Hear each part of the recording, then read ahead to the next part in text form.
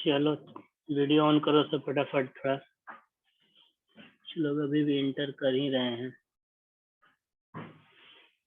आवाज आ रही है ना? Yes sir. हाँ, तो जल्दी जल्दी वीडियो ऑन करो लोग, ताकि हम लोग जल्दी से स्टार्ट करें। और स्कूल के खुलने का नोटिस मिल ही गया होगा। नोटिस नहीं, नो अभी सर। मेरे पास पेपर में भी मिला होगा। No sir. हाँ, अभी पेपर मिला है सर। ऑफिशियल स्कूल का नहीं मिला है, पेपर में आया। अभी देखो क्या डिसीजन लेते हैं लोग, कब से खोल रहे हैं। इतना दिन हो गया, अभी तक कुछ लोग ओप्पो, वीवो, आईफोन यही सब नाम से ज्वाइन करने की कोशिश करते हैं। तो क्लास करते 3-4 महीना हो गया ना।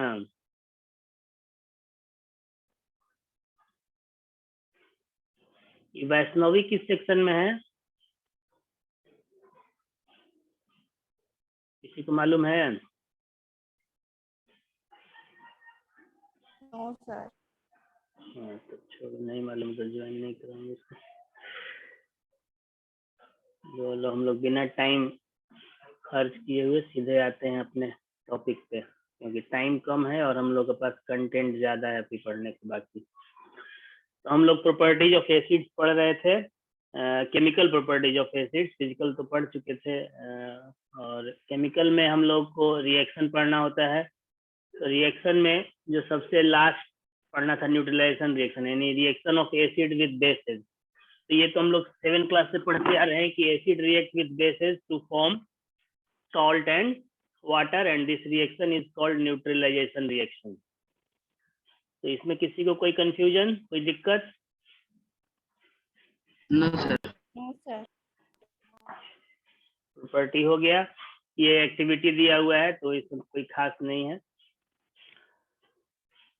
अब कुछ और एसिड के बारे में पढ़ना है हम लोगों को। जैसे आप एसिड का क्लासिफिकेशन पढ़ते होंगे, डाइल्यूटेड सुने होंगे, कभी कंसेंट्रेटेड सुने होंगे, कभी वर्ड सुने होंगे स्ट्रॉन्ग एसिड, कभी वीक एसिड, कभी मिनरल एसिड, कभी ऑर्गेनिक एसिड। तो उन सब के बारे में फटाफट हम लोग। आवाज रुक के आ रहा है।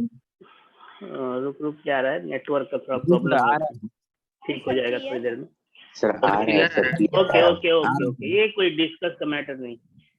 तो जो आपका जो एसिड है उसमें जो मेन कंपोनेंट, यानी एसिड का जो स्ट्रेंथ है, वो डिपेंड होता है हाइड्रोजन आयन पे। जैसे हम लोग 4 कंसेप्ट पढ़े एसिड का, कि फर्स्ट कंसेप्ट में खट्टा होगा तो एसिड होगा, कड़वा होगा तो बिटर होगा, तो बेस होगा। तो उस तरह से एक और कंसेप्ट हम लोग मॉडर्न कंसेप्ट या आर्हेनियस कंसेप्ट पढ़े थे, कि जो H+ आयन देगा वाटर में डिजोल्व होने पे वो एसिड कहलाएगा, जो OH- आयन देगा वो बेस कहलाएगा। तो आपको H+ पे ही मेनली डिपेंड होता है एसिड का आपका स्ट्रेंथ। तो H+ आयन के जितने नंबर होते हैं किसी एसिड में, उस हिसाब से एसिड को मेनली 3 टाइप में बांटा गया। पहला कहते हैं मोनोप्रोटिक एसिड, क्योंकि H+ प्रोटॉन का इक्विवेलेंट है, पहले बता चुके हैं। तो चूंकि अगर एक H+ आयन होगा किसी एसिड में तो उसको मोनोप्रोटिक एसिड कहेंगे। जैसे HCl, HNO3, अगर इनको हम लोग आयोनाइज करें, तोड़े, डिसोसिएट करें, तो HCl टूटेगा H+ और Cl- में, यानी कि एक ही H+ हुआ उसमें। HNO3 को भी तोड़ेंगे तो H+ और NO3- में। उसी तरह से आपको HBr हो गया, HI हो गया, ये सारे जो है मोनोप्रोटिक एसिड है, यानी उनमें H+ आयन सिंगल होगा। दूसरा हो गया डाइप्रोटिक, H2SO4, H2CO3, H2SO3, ये सारे जो है डाइप्रोटिक, यानी कि इसको जब तोड़ेंगे, जैसे H2SO4 को तोड़ते हैं तो 2H+, इसको हम लिख के भी दिखा देते हैं। ये H2SO4 है, इसको हम लोग तोड़ेंगे तो क्या बनेगा, 2H+ और साथ में SO4, इस पे 2-, ठीक है ना। तो आपको यहाँ पे कितने हाइड्रोजन आयन मिले इसको तोड़ने पे, डिसोसिएट करने पे? बोलो लोग फटाफट। 2। तो इसलिए इसको बोलेंगे अलग अलग ओके एक डाइप्रोटिक। दो, एक नहीं 2 मिला, यहाँ 2 लिख रहा है ना, इसलिए 2 हुआ। शुरू में जो 2 होता है वो number of atom molecular ion को रिप्रेजेंट करता है। तो डाइप्रोटिक हो गया। उस तरह से H3PO4 को तोड़ेंगे तो 3H+ और PO4 3-। बबलू को एंटर कर दीजिए। कौन बबलू है? हमारे वेटिंग लिस्ट में कोई नहीं है। और बबलू हो चाहे डब्लू हो, जब तक अपने ओरिजिनल नेम, क्लास, सेक्शन और एडमिशन नंबर नहीं डालेगा तब तक एंट्री नहीं मिलेगी। यस सर, लिखा हुआ है सर, लिखा हुआ है। नहीं, वेटिंग लिस्ट में तो कोई नहीं आ रहा है। हाँ, एक रुक जाओ, 9 पीपल दिखा रहे, उज्जवल पांडे, अलका कुमारी, अनुराग, आनंद, बबलू राज, बस। और कौन बचा? टाइम पे नहीं इंटर कर, इसीलिए हम पिछले सप्ताह में लॉक कर दिए थे मीटिंग। तो पढ़ाते रहो बीच बीच में। अब मीटिंग टाइम मिला, 5 मिनट टाइम हम देते हैं, उसके बाद ही स्टार्ट करते हैं। तो 5 मिनट में अब एंट्री नहीं कर रहे हैं, मतलब सीरियस नहीं हो पढ़ाई के लिए। तो मोनोप्रोटिक, डाइप्रोटिक, ट्राइप्रोटिक समझ में आ गया सबको? Yes sir. किसी को कोई confusion? No sir. Okay. No sir. यानी कि नंबर ऑफ H+ आयन के आधार पे एसिड 3 टाइप का हो गया, मोनोप्रोटिक, डाइप्रोटिक और ट्राइप्रोटिक। आगे बढ़ते हैं कुछ और एसिड के बारे में टाइप्स में, जैसे स्ट्रॉन्ग एसिड। तो जो एसिड वाटर में डिसॉल्व होके कंप्लीटली डिसोसिएट हो जाए, यानी कि पूरी तरह से H+ आयन और जो दूसरा करस्पॉन्डिंग आयन है उसमें ब्रेक हो जाए, उसको बोलेंगे स्ट्रॉन्ग एसिड। तो जितने मिनरल एसिड्स हैं आपको, H2SO4 हो, HCl हो, HNO3 हो, H3PO4 हो, H2CO3 हो, ये सारे जो हैं स्ट्रॉन्ग एसिड्स होते हैं। और जो एसिड पार्शियली डिसोसिएट होगा, यानी कि कुछ पार्ट डिसोसिएट होगा कुछ पार्ट नहीं होगा, तो वो आपको वीक एसिड कहलाएगा। तो जितने ऑर्गेनिक एसिड हैं, formic acid, citric acid, tartaric acid, acetic acid, lactic acid, even H2CO3 भी, H2CO3 गलती से उसमें बोल दिए हैं, H2CO3 यानी कार्बोनिक एसिड जो है वो भी आपको वीक एसिड्स में आता है, यानी कि कंप्लीटली डिसोसिएट नहीं होते हैं ये सारे एसिड।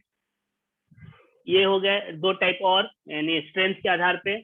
अब आते हैं कंसेंट्रेटेड एंड डाइल्यूटेड एसिड, यानी कि एसिड जो है, पहले भी हो सकता है बताए होंगे कि 100% प्योर कोई एसिड होगा तो उसको बोलते हैं एब्सोल्यूट एसिड।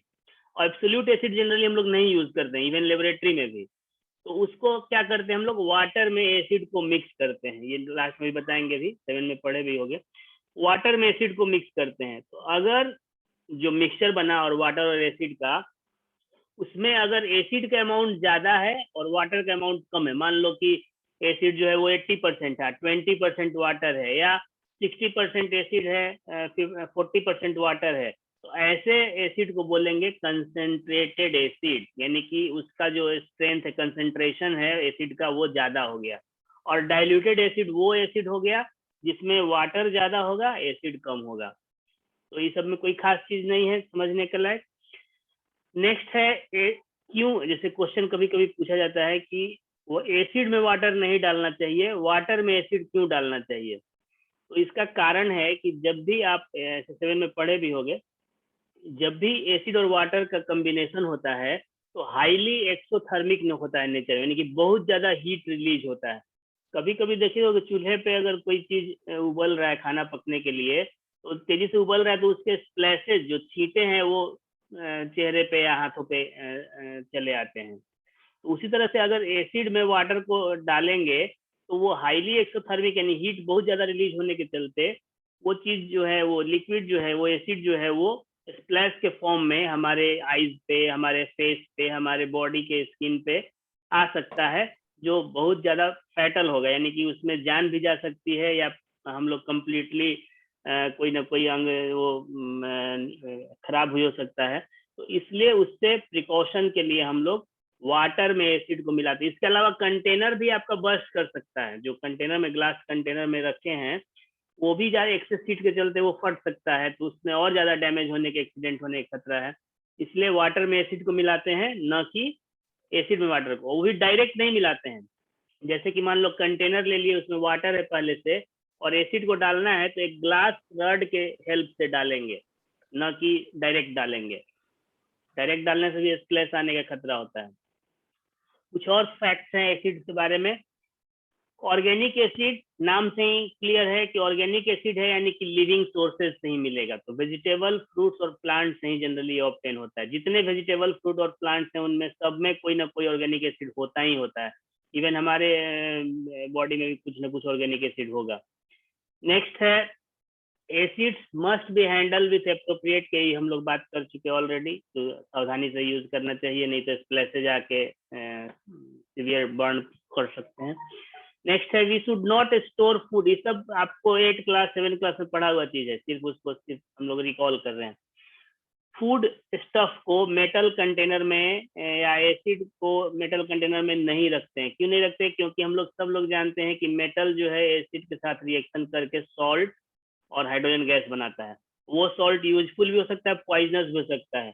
तो हो सकता है कि वो सॉल्ट पॉइजनस बने, हम लोग को पता नहीं है एल्युमिनियम सल्फेट अब कैसा सॉल्ट बन जाएगा, एल्युमिनियम कार्बोनेट कैसा सॉल्ट बन जाएगा। तो इसलिए मेटल कंटेनर्स में किसी भी खाने के आइटम को नहीं रखना चाहिए, क्योंकि हर खाने के आइटम में कोई ना कोई ऑर्गेनिक एसिड होता है। नेक्स्ट है हाइड्रोक्लोरिक एसिड, जो है हमारे स्टोमक में पाया जाता है, ये बायोलॉजी में पढ़े होंगे लोग। तो वो जो है फूड को डाइजेस्ट करने में हेल्प करता है, और साथ में बैक्टीरिया जो हमारे बॉडी के अंदर हो जाता है रहता है उसको भी मारने में हेल्प करता है। एसिटिक एसिड, विनेगर, सिरका जो हम लोग यूज करते हैं मैगी चाउमीन ये सब बनाने में, तो उसमें जो विनेगर होता है उसमें 90% वाटर और 10% एसिटिक एसिड होता है। तो फूड आइटम्स में उसको यूज किया जाता है। ये ऑलरेडी हम लोग डिस्कस कर लिए कि एसिडिक प्रॉपर्टी जो है वो मूवेबल H+ आयन, HCl किस फॉर्म में मिलता है जी, कोई बताएगा? HCl hydrogen chloride, solid, liquid या गैस, तीनों में से किस फॉर्म में मिलता है? लिक्विड। लिक्विड। लिक्विड। आप लोग को मालूम होना चाहिए कि ये दोनों फॉर्म में मिलता है, लिक्विड फॉर्म में भी और गैसियस फॉर्म में भी। अगर गैसियस फॉर्म में मिलेगा तो इसको हाइड्रोजन क्लोराइड गैस बोल देंगे, और लिक्विड फॉर्म में मिलेगा तो इसको हाइड्रोक्लोरिक एसिड बोलेंगे। तो HCl में भी H+ है, लेकिन अगर आप HCl के गैस कंटेनर में अगर ब्लू लिटमस ले जाएंगे तो वो रेड नहीं होगा, या रेड लिटमस ले जाएंगे तब भी वो ब्लू नहीं होगा। रेड तो ब्लू होना ही नहीं चाहिए क्योंकि वो बेस में काम करता है। तो क्यों नहीं हो रहा है वो रेड, ब्लू लिटमस रेड, यानी एसिडिक प्रॉपर्टी क्यों नहीं शो कर रहा है HCl?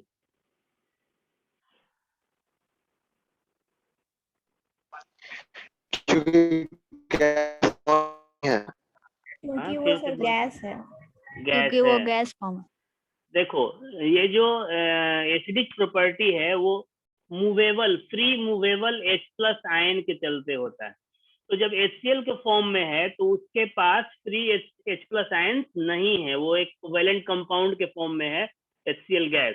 लेकिन जब HCl है तो वो डाइल्यूटेड होगा, तो जब डाइल्यूटेड होगा तो वो डिसोसिएट होगा, तो वो किस में टूटेगा? H+ और Cl- में, जब लिक्विड के फॉर्म में होगा। तो यानी इसके पास फ्री H+ आयन्स हैं, तो जब फ्री H+ आयन्स हैं तो वो ब्लू लिटमस को रेड करेगा। एक और तरीका है, आप HCl को लिक्विड में नहीं बदलना चाहते हैं तो क्या करें कि लिटमस पेपर को गीला कर लेंगे। जब लिटमस पेपर गीला हो जाए यानी उसमें वाटर है, तो जब वो वाटर HCl गैस से कांटेक्ट में आएगा तो उसका कुछ पार्ट जो है वो डिसोसिएट हो जाएगा H+ और Cl- में, और फिर आपको ब्लू लिटमस जो है वो ब्लू से रेड हो जाएगा, यानी एसिडिक प्रॉपर्टी शो करने लगेगा। तो ये क्वेश्चन भी आता है कि why HCl does not show acidic nature in the form of gas but in the form of liquid it shows acidic properties. दूसरा और ये भी क्वेश्चन आता है, जैसे ग्लूकोज है, एथाइल अल्कोहल है, आप देख रहे हो कि इन सब में भी H+ है, H है, तो ये क्यों नहीं शो करते हैं? ये इसलिए शो नहीं करते हैं, या NaOH की भी बात कर लेते हैं हम लोग, KOH की बात कर लेते हैं, तो जिसमें OH है तो H भी है ना जी। ये इसी का एग्जांपल लेते हैं हम लोग, इथाइल अल्कोहल। तो इथाइल अल्कोहल में फ्री H+ आयन होना चाहिए। तो देखने से तो लग रहा है कि H+ आयन होगा, इसमें 6 हाइड्रोजन का एटम दिख रहा है ना, लेकिन जब ये डिसोसिएट होगा, ऐसे तो ये ऑर्गेनिक कंपाउंड है, डिसोसिएट होता नहीं है, लेकिन अगर होगा पार्शियली थोड़ा बहुत भी, तो ये आपको डिसोसिएट होगा दो, ये किस पार्ट में टूटेगा देख लो, ये हो गया C2H5 प्लस और साथ में OH माइनस, ठीक है। तो इसमें फ्री H+ आयन मिला,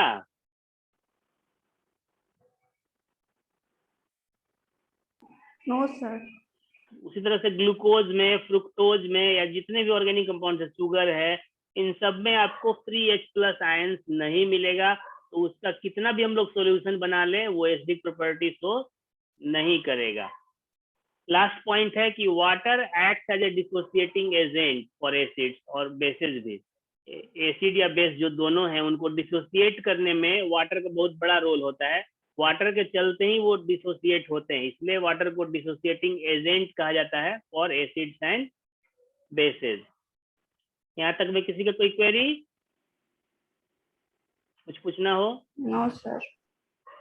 ओके, अब आते हैं प्रॉपर्टीज ऑफ बेसिस। तो पहले हम लोग फिजिकल प्रॉपर्टी देख लेते हैं कि जो आपके बेसिस हैं वो बिटर होते हैं टेस्ट में, टच में वो चिकने स्लिपरी या सोपी होते हैं, नेचर में कोरोसिव होते हैं ये भी, जैसे हम लोग बताए थे शुरू में कि चूने का जो पानी है अगर उसमें हाथ डालेंगे तो हमारे स्किन पे रैशेज आ जाएंगे क्योंकि वो नेचर कोरोसिव होता है, या चूने के पानी में अगर कपड़ा डाल दें तो वो गल जाएगा, जल्दी फट जाएगा। तो ये सारे फिजिकल प्रॉपर्टीज हो गए 3-4।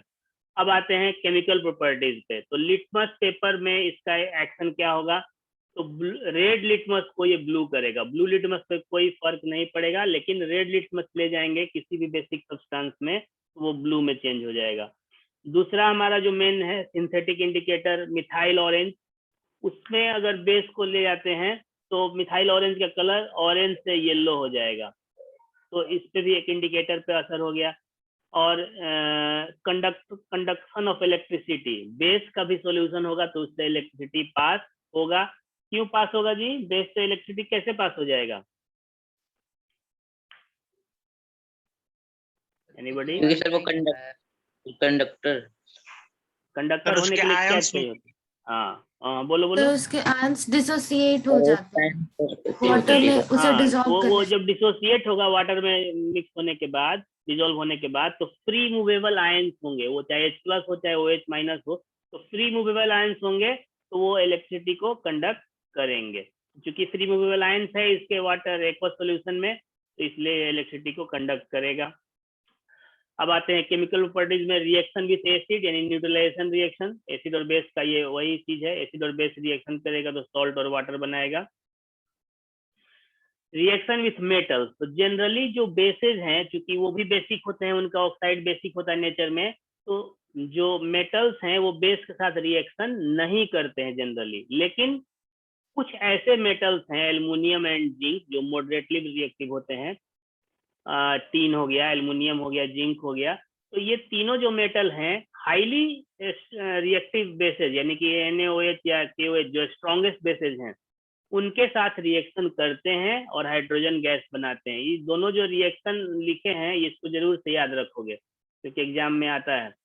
तो जैसे आप देख रहे हो कि ये सोडियम हाइड्रोक्साइड है और ये हो गया जिंक, अब ये आपस में रिएक्शन किया तो सॉल्ट बनाया सोडियम जिंकेट और साथ में हाइड्रोजन गैस। इस तरह से सोडियम हाइड्रोक्साइड है, एल्युमिनियम है और वाटर के प्रेजेंस में रिएक्शन हुआ तो आपको सॉल्ट बना सोडियम एल्यूमिनेट और साथ में हाइड्रोजन गैस रिलीज हुआ। अब मेटल के सॉल्ट जनरली किस नेचर के होते हैं?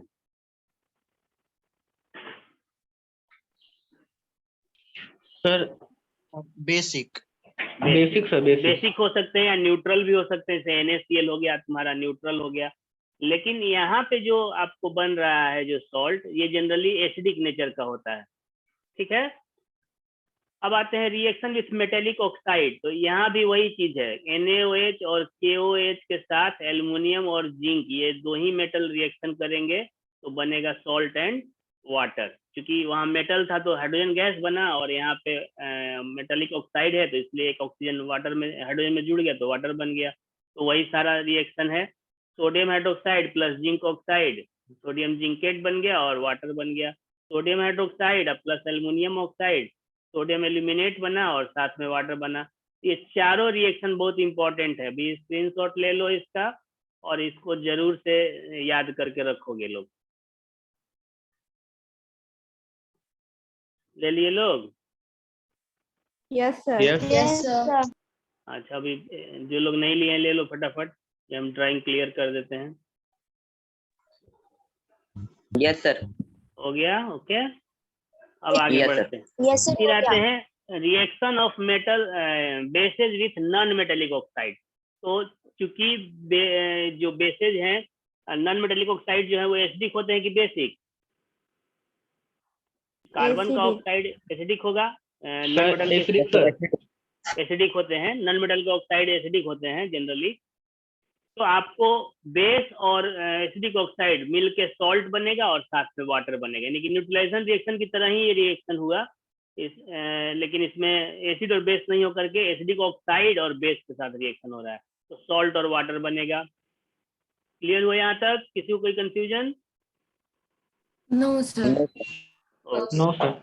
अब आते हैं स्ट्रॉन्ग एंड वीक बेसिस। तो जिस तरह से एसिड में था कि फुल्ली कंप्लीटली डिसोसिएट हो जाएगा तो वो स्ट्रॉन्ग एसिड कहलाएगा, उसी तरह से जो बेस वाटर में डिसॉल्व होके कंप्लीटली डिसोसिएट हो जाएगा, आयोनाइज हो जाएगा, उसको स्ट्रॉन्ग बेस कहेंगे। और जो बेस पार्शियली डिसोसिएट होगा, पार्शियली आयोनाइज होगा, वो वीक बेस कहलाएगा। तो sodium hydroxide, potassium hydroxide, barium hydroxide, ये सब स्ट्रॉन्ग बेसेज हो गए। Ammonium hydroxide, copper hydroxide, magnesium hydroxide, aluminium hydroxide, ये सारे वीक बेसेज हो गए। अब एक और टर्म यूज होता है, हालांकि ये आपको 10th के बुक में नहीं मिलेगा, acidity of bases and basicity of acid. जैसे मान लो कि हम लोग HCl की बात करते हैं तो न्यूट्रलाइजेशन रिएक्शन होता है ना जी, एक हम यस सर। रिएक्शन तुम लोग को लिख के दे रहे हैं। जैसे ये है MgOH(2), ठीक है, और इसको आपको न्यूट्रलाइज करना है HCl के साथ, ठीक है। क्या बनेगा? पहले तो कंपाउंड बता दो लोग, प्रोडक्ट।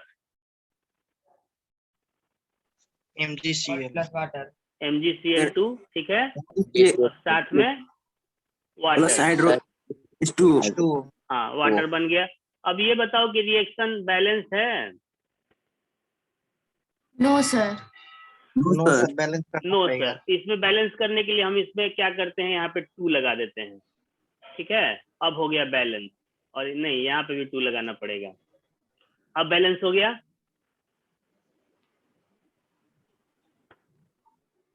हो गया? यस सर, Yes, अब sir. बैलेंस। हो गया. Yes sir. अब इस बैलेंसिंग से आप समझो कि क्या इसमें आया। मैग्नीशियम के पास कितने हाइड्रोक्साइड आयन थे या होते हैं? सर 2 2। और HCl के पास कितना H+ आयन था बैलेंस करने से पहले? 1। यानी One. कि आपको जो हाइड्रोक्साइड था उसको न्यूट्रलाइज करने के लिए 2 H+ की जरूरत थी, ठीक है ना। तो क्या कहेंगे कि मैग्नीशियम हाइड्रोक्साइड की जो एसिडिटी है वो 2 है। क्यों है? क्योंकि उसको 2 H+ चाहिए। समझ में आ रही बात हम जो बोल रहे हैं? मैग्नीशियम हाइड्रोक्साइड को न्यूट्रलाइज होने के लिए 2 H+ आयन की जरूरत है। यानी कि मैग्नीशियम हाइड्रोक्साइड क्या है? बेस।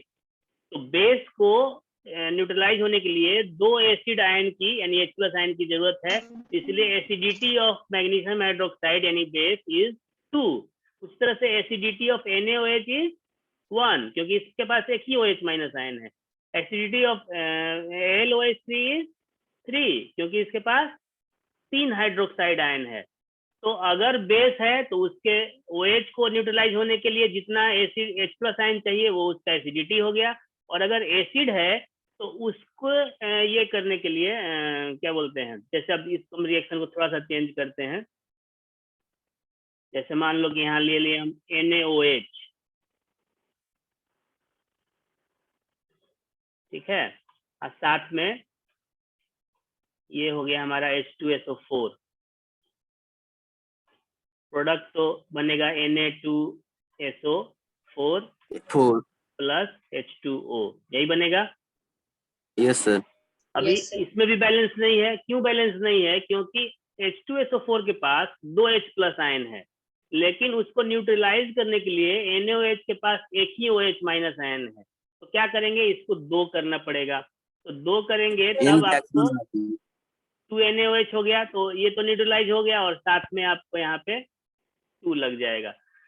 तो अभी क्या है कि इस एसिड के H+ को न्यूट्रलाइज करने के लिए 2 बेस के आयन की जरूरत है, यानी 2 OH- आयन की जरूरत है। इसलिए इसको कहेंगे बेसिसिटी ऑफ एसिड। यानी बेसिसिटी ऑफ एसिड पर कितना हुआ?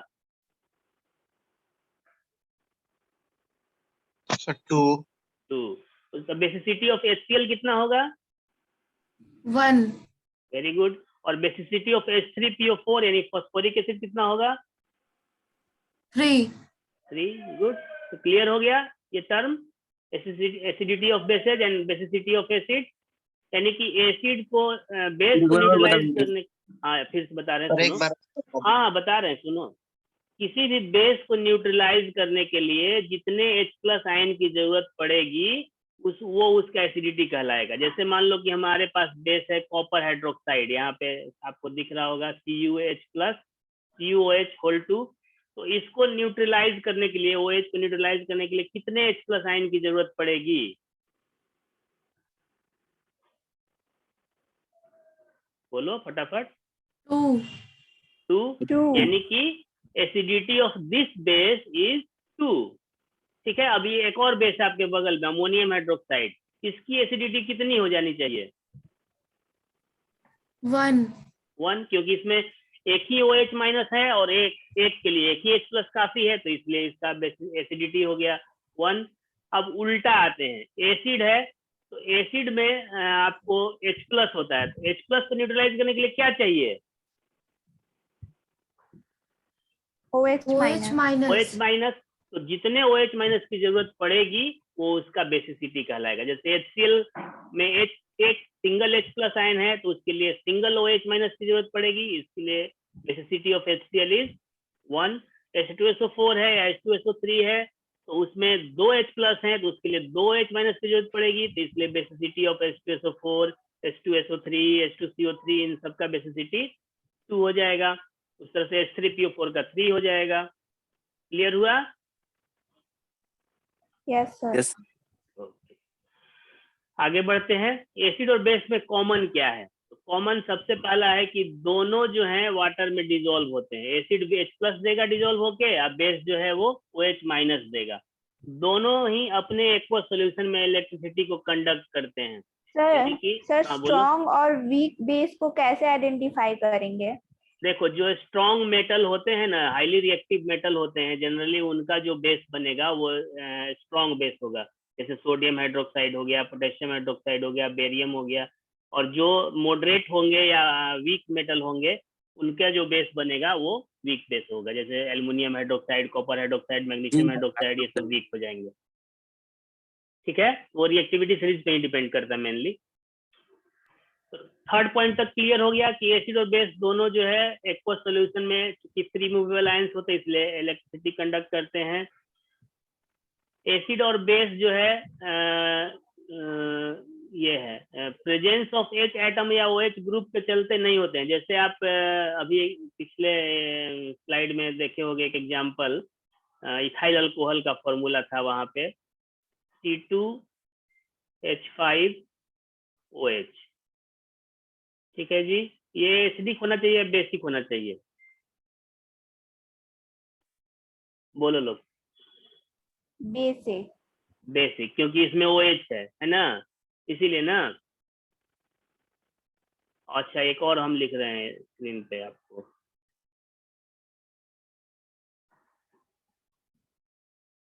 पढ़ा रहा है ना जो हम लिख रहे हैं, रीडेबल है ना जी? Yes sir. हाँ तो दो हम लोग लिखे हैं, एक लिखे हैं C2H5OH और दूसरा लिखे हैं CH3COOH। ये बताओ कि इनमें से कौन एसिडिक होगा और कौन बेसिक होगा?